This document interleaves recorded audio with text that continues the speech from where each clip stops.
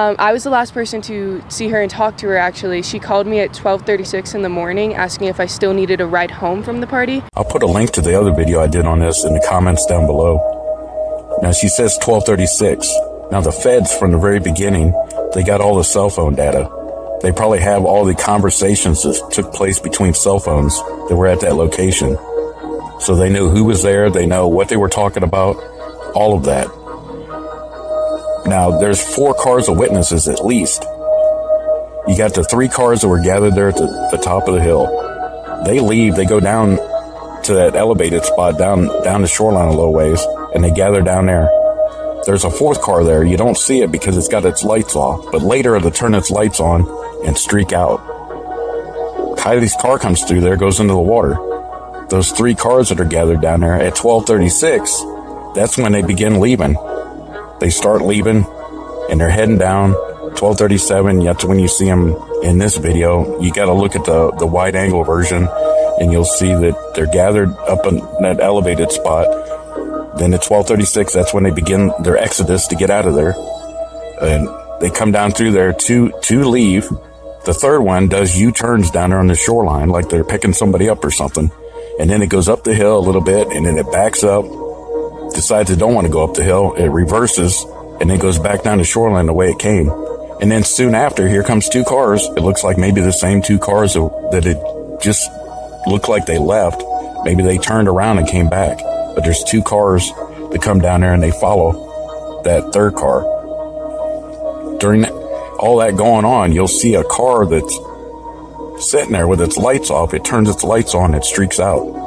That's definitely a witness right there. Whoever was in that car, they saw Kiely's car pass by and go into the water because they were sitting right there at the top of the hill. That's where all the feds and everything were parked when they were pulling Kiely's car out of the water, right there at the top of that hill. That's where those cars were gathered at the very beginning there. But 3 leave and go down the shoreline, and they wait down there. There's another car sitting there. You can't see it. But later, it turns its lights on and streaks out. So that's definitely a witness. And in that elevated spot, there's no way you can miss it. It's pitch black out. There's no way you cannot see a car go in the water from that elevated spot. They weren't down on the shoreline there around the corner. They were up on that elevated spot. Looking down, they would see that car go right in the water. You couldn't miss it. It's so dark out. It'd be so obvious. It's not that far of a distance.